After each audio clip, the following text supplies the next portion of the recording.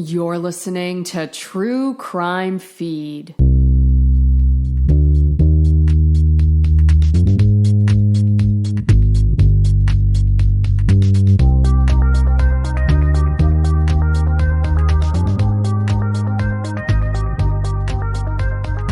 Welcome to True Crime Feed. I'm your host, Angela Ferrari, reviewing the best true crime podcasts from the past decade with a teensy bit of humor, plus my top 3 true crime picks of the week. I know, you can probably tell I have a case of the sniffles, and I sound worse than Roseanne Barr singing the national anthem. But lucky for me, we're about to spend a whole lot of time with a doctor. Although I'm not sure how much I trust this particular physician. Because on the docket today, we have a medical examiner turned murderer. Or was it? Get ready to experience some grade 4 level whiplash. Because your interpretation of this case is going to go from one extreme to the other with every new piece of info I whip out. And to take your listening experience to the next level, go to thetruecrimefeed.com and sign up for my newsletter where I curate visual aids to accompany the show. Key players this week are Doctor William Sybers and his wife, Kay Sybers. I came across this fascinating case a few years back on the Let's Go to Court podcast, hosted by best friends Brandy Egan and Kristen Caruso.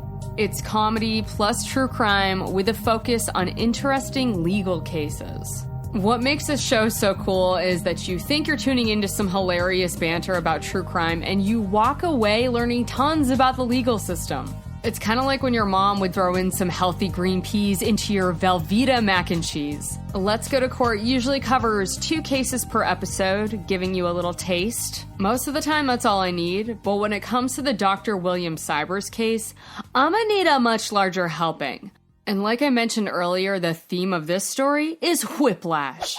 Seriously, I kind of want to keep a running tally going of how many times I've changed my mind on this case. So get ready to whip it, and whip it good. We begin our story in the redneck Riviera of Panama City, Florida. A bustling beach city on the Florida Panhandle. Popular with spring breakers and retirees. And more than a few rowdy frat boys and old seniors would meet their demise and find their way onto the table of medical examiner Dr. William Sybers, better known as Bill to his friends and family. Bill Sybers first fell in love with the Florida Panhandle back when he was enlisted in the Navy during his 20s, and he always hoped to return one day. After completing his military service, Bill went to med school in his home state of Wisconsin. He worked in several hospitals around the Midwest, and during an internship in Iowa, he crossed paths with a lab technician named Kay. They fell in love and got hitched. In 1974, Bill and Kay moved to Panama City, Florida. The couple had 2 children, and then Bill found work as a medical examiner, running his own private forensic pathology practice called Bay Pathology and Associates. Bill frequently worked with local hospitals, and he wasn't just examining dead bodies, he was also doing things like studying tissue samples for signs of cancer. The general consensus was Bill was great at his job. So much so that eventually Dr. Bill Sybers was appointed by the state to be an official coroner. Usually the position of coroner is a part-time job, but Bill had an unusually full caseload because according to Florida state law at that time, if a person died for no obvious reason and they weren't under the care of a medical physician, then an autopsy was required to be performed. So between his private pathology practice and his work as coroner, Bill was doing very well for himself. He and Kay lived in a swanky beach house, they had a sweet boat, and they loved to go out and eat at nice restaurants. Life was good. Until the morning of May 30th, 1991, when Kay died unexpectedly at the age of 52.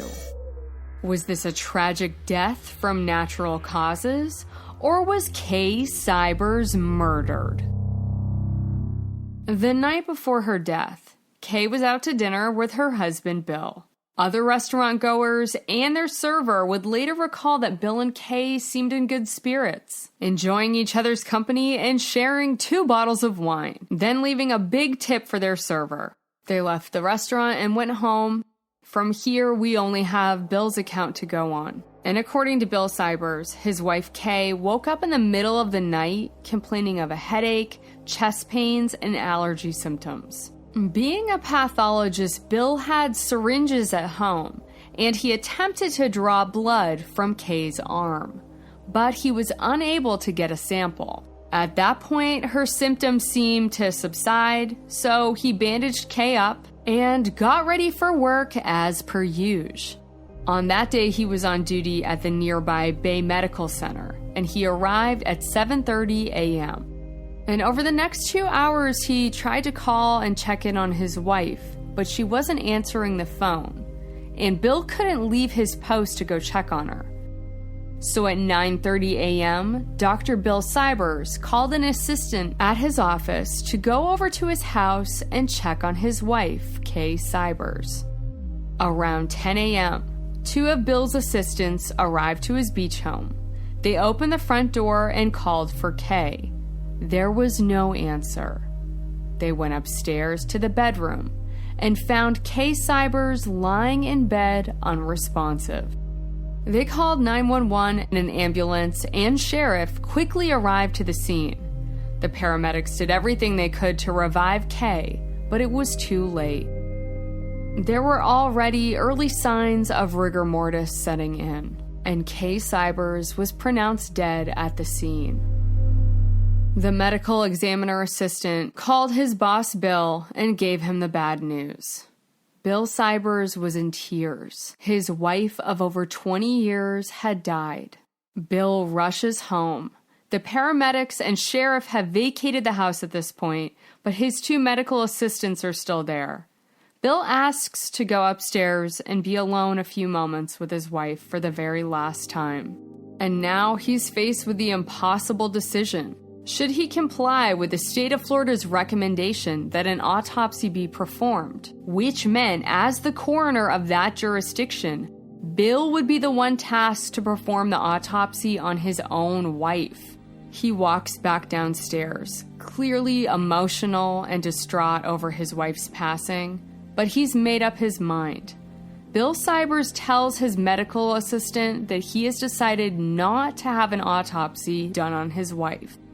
Instead, he asks his employee to call a funeral home and have his wife's body transported to the mortician so it could be embalmed and prepared for Kay's burial.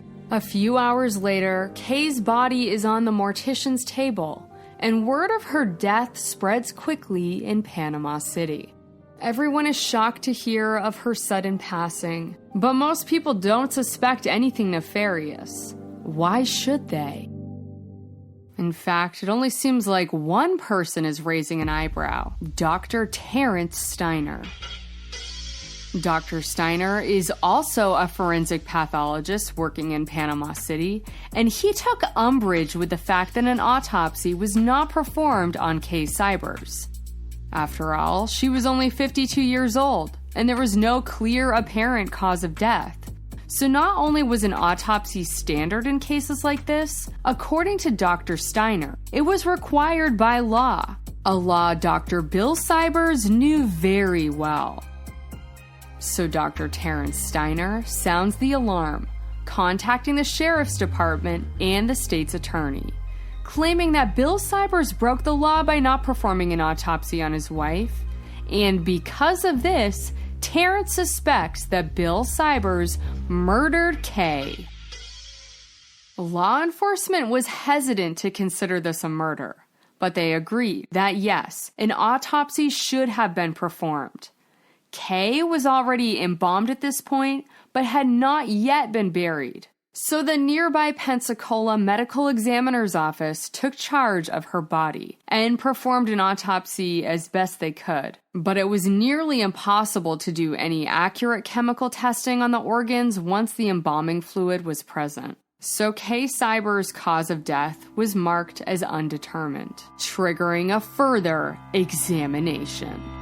Looks like we've got an investigation on our hands, folks. So let's retrace Bill Sybers' steps, shall we? Were you like me, and the second you heard that Bill attempted to draw blood on his wife a few hours before she died, you were immediately like, whoop, nope, flag on the play, something ain't right here. I mean, I guess if you're a pathologist and you have syringes on hand and access to a lab, it might be common practice for you to draw blood on friends and family for testing, I guess. But my first knee-jerk thought was, dude poisoned his wife. And being a pathologist / coroner, he'd know exactly what to give her to make it look like a natural death. But after thinking a little more, I was like, actually, maybe he didn't do it. Because if Guy was gonna poison her, wouldn't he do more to hide the needle mark and not leave this big, obvious bruise and bandage on Kay's arm? Instead, wouldn't he inject her in a hairline or under a toenail or something? Gross. I should have mentioned this earlier. I'm wicked queasy around needles, blood, bodily fluids in general. So I'll do my best to get through this without Ralphing. But I am going to change my mind again, because how is an experienced doctor unable to get a successful blood draw? Pretty suspicious, Dr. Bill. But oh wait, yeah, I guess after a bottle of wine, Kay may have been dehydrated, which constricts the blood vessels, making a blood draw more difficult. On top of that, colleagues of Dr. Bill Sybers said he had the reputation of being a notoriously bad stick when it came to blood draws. Ew, seriously. I feel like I'm about to play cookie toss. But I do think we're getting somewhere. This could be an explanation for the failed blood draw. However, something about this whole thing reeks. Dr. Bill's actions the morning of his wife's death are smelling real fishy. I mean, your wife is complaining of chest pains, showing all the telltale classic signs of a heart attack, and you don't call 911? Instead, you attempt to draw some blood to test your lab later, and then say, oh well, when you can't get a sample? Then simply go about your day leaving your distressed wife home alone? And a few hours later, she's found dead? I mean, come on. Either Bill killed her or he's completely incompetent, right? I mean, is there any other way to look at this? Close friends of Kay Sybers think there is. You see, the year leading up to her death, Kay was often complaining about chest pains and shooting aches and pangs in her arms. She would also lament about having high blood sugar and high blood pressure, all these complaints, and yet Kay refused to go to the doctors. She hated the thought of being poked at and prodded. Kay Sybers was very outspoken, and she made her opinions clear. After working in a hospital and being married to a medical examiner, she wanted nothing to do with doctors, hospitals, and especially never wanted to be on her husband Bill's table. She said these words on many occasions to friends and family. Anyone close to Kay knew this about her. There was even a time she was over at a friend's house playing bridge, and she lost color in her face and started complaining of heart palpitations. One of her friends happened to be a nurse and took her blood pressure. She was alarmed and pleaded with Kay to see a doctor. But still, the stubborn Kay Sybers refused. I'm going to speculate a little bit here. Going to the doctors can be unpleasant for anyone, but Kay had a history of smoking cigarettes, drinking alcohol, and she was overweight. And these factors can make the experience of going to the doctors all the more uncomfortable. And these factors may also have contributed to her early demise. And perhaps Bill's actions the day that she died start to make a little more sense. Now we know it was common for Kay to complain of chest pains, and she probably didn't want her husband to call 911. Knowing her health history, Bill could have made the argument that she died of natural causes. And now Bill's refusal to perform an autopsy kind of seems like he's complying with Kay Sybers' wishes. And I didn't realize before this case how invasive autopsies are. The examiner literally pulls out all of your organs and weighs them, looks at your tissues under a microscope, performs chemical testing on your organ fluids, and oh yeah, I think I'm gonna puke! Boop, no, false alarm. But that was a close one. I'm definitely starting to feel the effects of all this whiplash. But now I gotta say, I am firmly on the side of Kay Sybers died of natural causes. After all, Bill had no reason to kill his wife, right? Well, as it turns out, Dr. Bill Sybers was having a long-time affair with his co-worker, Judy Ray.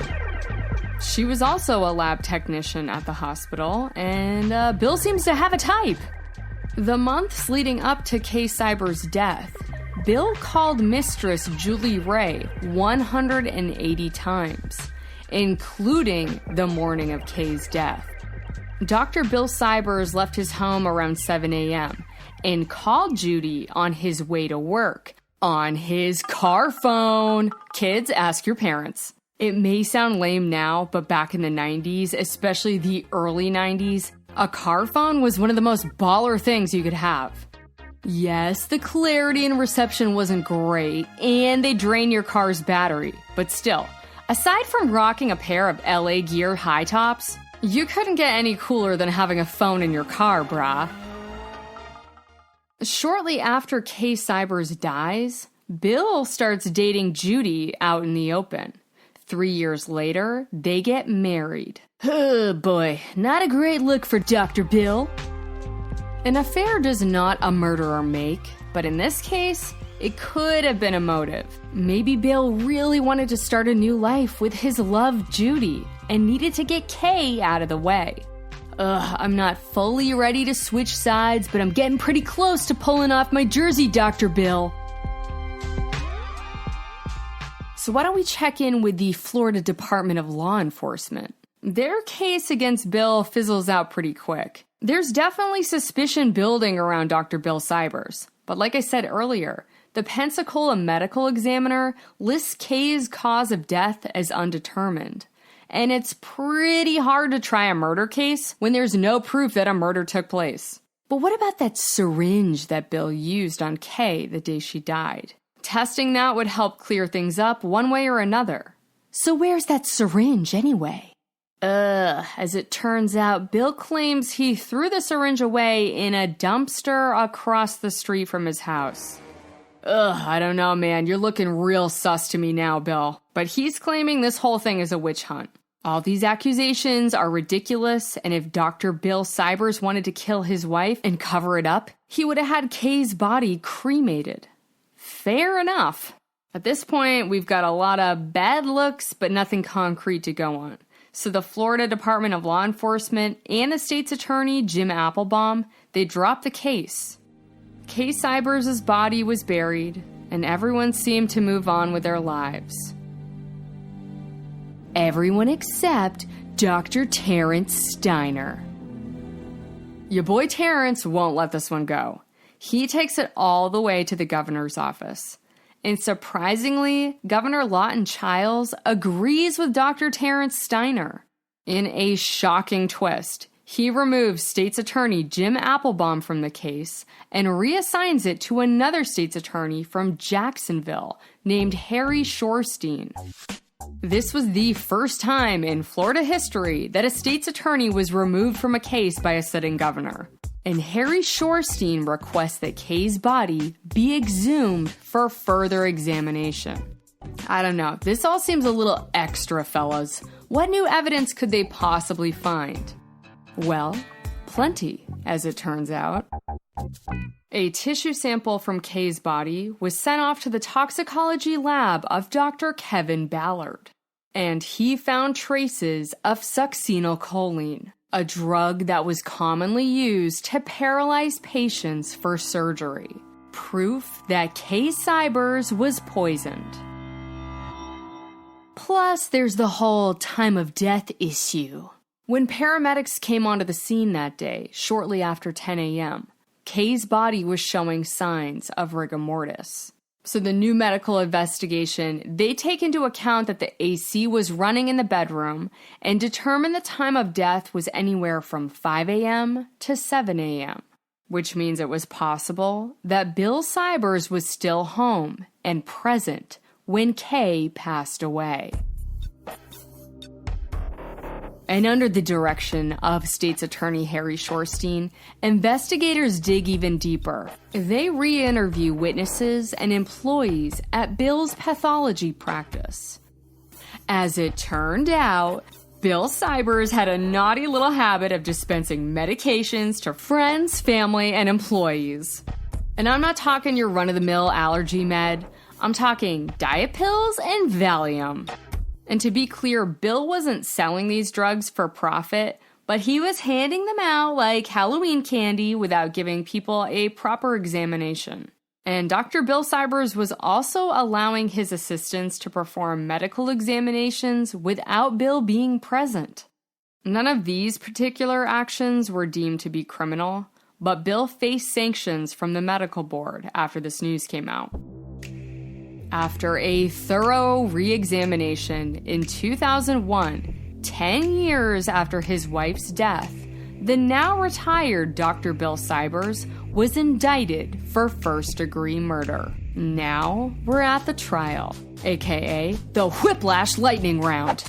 Alrighty, opening arguments. Prosecutor Harry Shorstein says that Bill Sybers killed his wife so he could marry his longtime mistress and keep all of his money. You see, old Bill was sitting on a nice little nest egg of over $6 million, and he was getting ready to retire. If he divorced Kay, he'd lose half of his life savings. So the prosecution argued that Bill Sybers used his medical expertise to murder his wife, make it look like an accident, then abused his power as state's coroner to cover his tracks. And there's proof of this murder based on the discovery of succinylcholine in Kay's tissue. Whew, strong opening act. But now let's hear from defense attorney John Daniel. John Daniel claims that the prosecution has this all wrong, and they're basing guilt on nothing more than personal vendettas, political ambitions, and junk science. And he goes down this list point by point, starting with the very person who sounded the alarm in the first place, Dr. Terrence Steiner. Oh no, you guys, did I forget to mention that forensic pathologist Dr. Terrence Steiner used to be business partners with Dr. Bill Sybers until they had a major falling out, resulting in a long, contentious lawsuit that was only settled a mere 15 months before Kay's untimely death? Oopsie, sorry I left that out. I really biffed it. Like I said, I'm not on my A game today, and all this extreme back and forth whiplash ain't helping. But now we know Dr. Terrence Steiner clearly had a personal beef with Dr. Bill Sybers this whole time, which makes Bill look a lot less guilty. However, said lawsuit cost Bill Sybers a jacuzzi load of money. Now he's looking at a possible costly divorce if Kay finds out about his affair, which strengthens the motive for him to kill his wife. But defense attorney John Daniel isn't done arguing. He claims it was not Bill Sybers abusing his position of power, but instead accused prosecutor Harry Shorstein of abusing his position as state's attorney, taking on this case for political purposes after 3 other state's attorneys passed on it. Pretty sick burn, John Daniel. But we still have that whole pesky presence of succinylcholine found in Kay's system. How are you gonna argue your way out of that one, bud? Well, next, defense attorney John Daniel calls his own toxicology expert to the stand. And this expert witness testifies that succinylcholine is not some random foreign substance that proves a poisoning occurred. Instead, it's a commonly found compound found in decomposing bodies as a result of changing chemical reactions when tissues break down. The expert witness goes on to say that Dr. Kevin Ballard's methods look more like a bizarre science fair project than accepted testing from the medical community. In fact, Dr. Kevin Ballard was facing scrutiny in another case where he claimed murder by poisoning based on the presence of succinylcholine, a case that resulted in a conviction but was later overturned, citing Dr. Kevin Ballard's findings were faulty. So, points for creative storytelling, Dr. Ballard, but 0 for accuracy. Alright, so what does the family think of all this? Well, Bill and Kay's daughter testifies at the trial in defense of her father, confirming that yes, it was absolutely common for her dad to draw blood on family members. She also confirmed her mother's stubborn stance against going to the doctors. Bill's daughter said her dad behaved exactly as she would have expected him to the day her mother died. As for Bill's son, he did not testify, and he wasn't present at the trial because tragically, he took his own life after telling friends he couldn't live with the thought that his father may have murdered his mother. I know, that point hit me the hardest. More than any other detail, this one made me think that Bill really did kill Kay. But the jury wasn't privy to that piece of information. And yet, they still found Dr. Bill Sybers guilty of first-degree murder. He was given the sentence of 25 years to life. I know, I was shocked too. Even though at this point I was kind of leaning towards maybe he did it, I'm also thinking, no way is there enough evidence to prove him guilty beyond a reasonable doubt. And the Florida Court of Appeals, they didn't think so either. 2 years after his conviction, Bill's conviction was overturned on the basis that Dr. Kevin Ballard's findings were junk science. But you guys, State's Attorney Harry Shorstein still wanted another bite at the apple and was prepared to retry Dr. Bill Sybers. Based on what evidence, I have no idea. Dr. Bill Sybers hired Alan Dershowitz's brother, Nathaniel Dershowitz, to represent him. I think a new trial would have been a slam dunk for Bill Sybers. In fact, in 2003, when Jeb Bush was the governor, he appointed a special prosecutor to investigate State's Attorney Harry Shorstein's conduct during the Bill Sybers case. So the odds were definitely in Bill's favor, but for some reason, he decided to plead guilty to manslaughter. The state accepted his plea, and he was sentenced to time served. Bill had already spent 2 years in prison and spent nearly all of his life savings on this trial. So Bill was just probably tired of fighting. On top of everything else, shortly after finishing his 2 years in the state prison, Dr. Bill Sybers was diagnosed with lung cancer. He left Panama City and moved 6 hours away to Clearwater Beach. And after a long battle with lung cancer, Bill Sybers passed away in 2014 at the age of 81. I know, this case ends up getting really, really sad, and I am feeling all whipped out. The Let's Go to Court ladies had an interesting take on this. They laid out the theory that maybe Bill had suspicion that his wife was having a heart attack, but chose to do nothing. It's an interesting idea, and after getting all of this info, I still haven't made up my mind. I've seriously gone back and forth on this one so many times, I feel like a chew toy in a French bulldog's mouth. I will say, whether he did it or not, I do not believe justice was done for Kay Sybers. This investigation only made things worse. It went against her personal beliefs and only did further harm to her children. There is one thing, though, I do feel certain about. It's probably best to avoid having your spouse die under mysterious circumstances if you're having an affair. But if I do ever come across a story like Bill Sybers again, I'll be sure to strap myself into a 3-point harness and neck brace to protect against another case of serious whiplash. Oh, we got through it. That was the case of the maybe killer coroner. Where did you end up landing at the end of this? And also, is this not the wildest case of true crime whiplash you've ever experienced? Or do you have another one that tops it? Let me know. You can email me directly at angela@thetruecrimefeed.com or join the True Crime Feed Facebook discussion group. Keep an open mind and be kind to fellow True Crime Feed friends. Stay tuned till after the break to hear my top 3 podcast power ranking of the week. Hey, True Crime Feed listeners, I have a teensy little ask of you. I need your help to grow my audience so I can keep the stories coming. So I'm asking you to take a moment and share True Crime Feed with 5 friends you think will enjoy the show. Like a fun, awesome pyramid scheme, but you still get to hang on to your money. Cool. And if you want extra gold stars, go to Apple Podcasts and write a review for True Crime Feed. I am an independent one-woman show, and you taking a moment to do this will help me grow and compete with the big networks out there. So thank you so much. Now back to the show.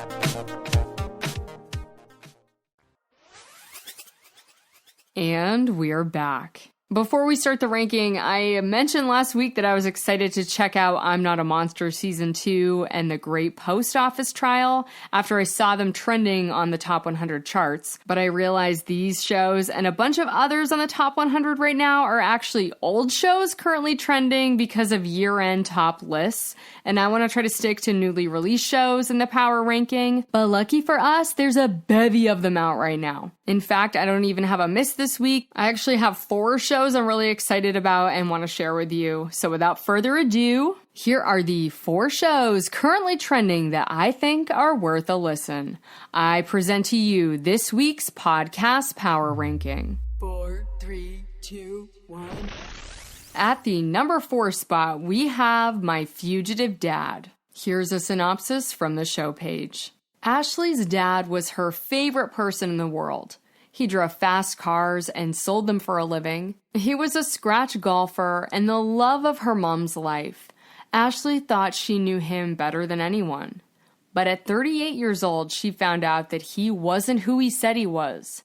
Inspired by his favorite movie, The Thomas Crown Affair, he had pulled off a robbery in Cleveland and then disappeared.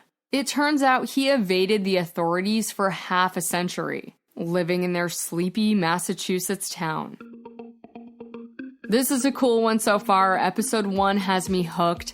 I never saw the Steve McQueen version of the Thomas Crown Affair, but I love the Pierce Brosnan one. And so far, I'm getting those same tantalizing vibes from My Fugitive Dad.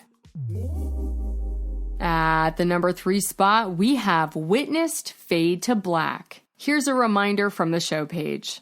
When LA screenwriter Gary Devereaux mysteriously disappears in the summer of 1997, weird coincidences lead family and friends to believe he may have been the victim of foul play, possibly because of his mysterious ties to the CIA. Gary was on his way home from finishing his latest script, which was allegedly going to be based in part on real events that occurred during the American invasion of Panama. And that script vanished along with him and his vehicle.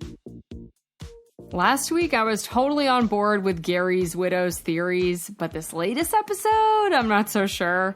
I mean, I get how she got here, and if I were the grieving widow, I wouldn't want to believe my husband was dead either, but yikes, things are starting to go off the rails. This show is feeling like Whiplash, the sequel, and I have no idea what side I'm going to end up on after this journey through Witnessed Fade to Black. At the number 2 spot, we have Carrie Jade Does Not Exist. Here's a summary from the show page. Carrie Jade Does Not Exist is the story of how one woman who took on over 6 different identities infiltrated the lives of vulnerable people and lied her way into gaining their trust.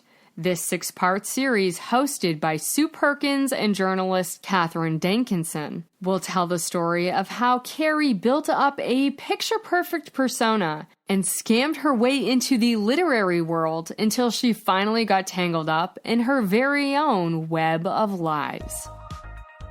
You guys, this one is narrated by Sue Perkins from the Great British Baking Show. Just the sound of her voice, immediately I'm relaxed and enjoying the ride. Plus, this story is nuts. I remember hearing a little about this viral story of a disabled woman who was a host on Airbnb and claimed some of her guests were suing her because of her disability, and I vaguely remember the whole thing turned out to be a hoax, but then I totally forgot about it. But that person is the subject of this show. I love it so far, and I think you will too, so check out Carrie Jade Does Not Exist.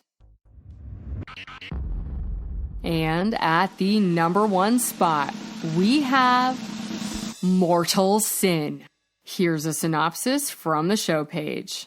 Dawn and Nick Hackney are the perfect couple. Spiritual, loving, and devoted to the church where Nick is pastor. When Dawn is killed in a house fire the day after Christmas, the pastor and his flock are devastated. What few knew at this time was the dark prophecy that foretold it. The latest podcast from Dateline and Josh Mankiewicz is about sex, lies, religion, and murder.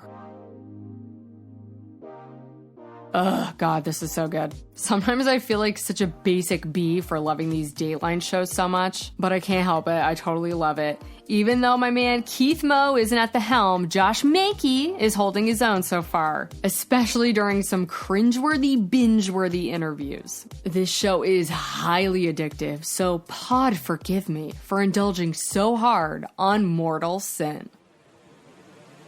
Find out next week if Mortal Sin will continue to hang tight in the #1 spot as the series continues, or if a new show will swoop in and take its place. And let me know which shows are trending in your top 4. I'll meet you back here next week to dust off another superb true crime show from the archive for your next feeding fix.